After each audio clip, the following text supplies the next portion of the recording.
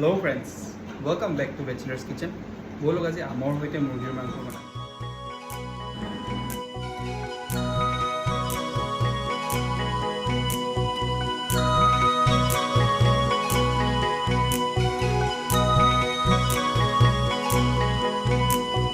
ককাল খামুচিয়া গাল গুলপীয়া, তুমি কোন খৰগৰ পৰি কজলা চকু